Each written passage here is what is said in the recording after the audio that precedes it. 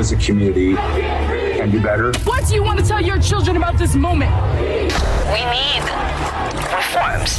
From the All Indiana Podcast Network, we stand together. Everybody's here together, black, white, brown, everybody. A platform for progress in our community. We need to do a better job. I want to show that we can be peaceful. This is just as much our fight as it is yours. Discussing the problems of racial inequality and solutions to combat discrimination in a conversation for change. We'll be able to build on this. I never in a million years thought I would embrace a cop like that. From Wish TV, we stand together. He has a background in architecture and urban design. He's been involved in projects throughout Africa, the Middle East, the U.S.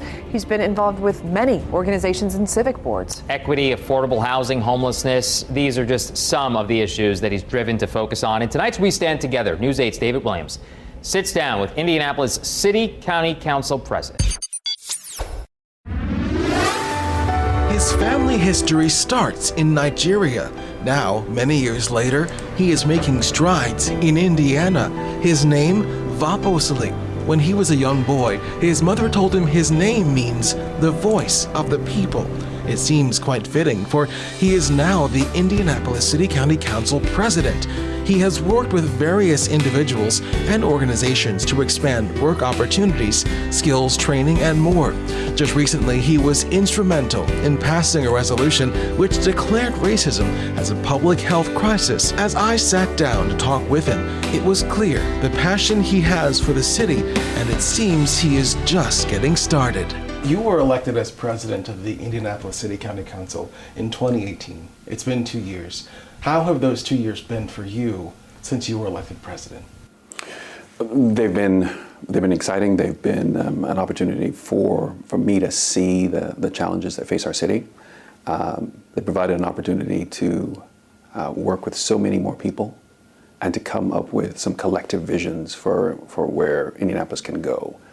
And then, of course, in these last 4 and 5 months, maybe 6 months, there have been incredible challenges, as you know, that have faced us here in our city, across our state, across our country. And it has worked in concert with some of the things that we have been pushing for a year and a half already. One of those being equity and the discussion of that. You know, we started this year with a declaration of what we were going to be doing relative to equity. And seeing sort of the national movement, you know, sort of the global movement, I think has fed into that and given it even more impetus. But we had already started on that, just knowing how important it was that we address the disparities that we see in our community. So, you know, the discussion, as I said, you know, started at the beginning of this year in terms of officially.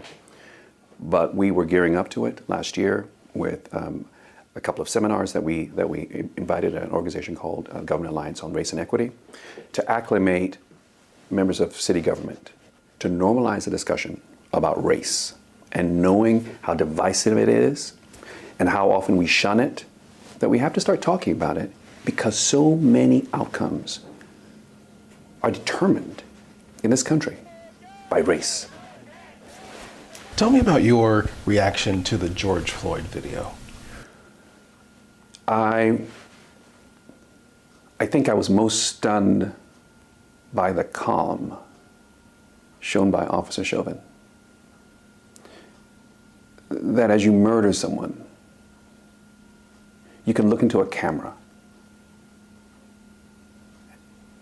and show no emotion, as though everyone should understand that this is just how we function, that it is okay to kill a black man in broad daylight with people around you and not blink. I think that was the largest shock of all, the absolute absence of remorse or regard for a human life that you were taking.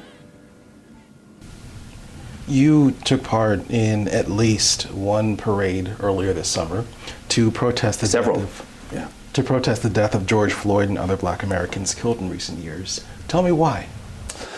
Because I saw, just as we started this this movement within council, within local government, about addressing equity. That it was something that we all needed to embrace. No longer are we going to be sort of polite about issues of race and skirt around the edges. That it was time for all of us to be vocal about it. You know, our goal had been city government. How do we work within city government? And if we can get our house right, then we can challenge, we can challenge others. We're doing this, why aren't you? But we saw it all around, and it's like, yes, it is time that all of us be vocal about what we know has been tolerated for 400 years in this country. Tell me about how you feel the city's efforts to address systemic racism are in the wake of George Floyd's death, which has sparked a national movement. So their efforts, as I mentioned before, have been ongoing. Nothing that we're doing right now in terms of local government was necessarily catalyzed by that. We were already in that process of getting addressed. This, however, because we now see it in so many aspects of our local government, this has acted as even more fuel for us. Let's get it done. And now this is no longer working within city government. Let's get city government right, as I mentioned before. Let's do our own, let's clean our own house. This is now, our community has got to be engaged in our conversations. Our community has to be actively informing us what are the actions that they see need to be done. So it has opened up our doors for hearing far more from our community members.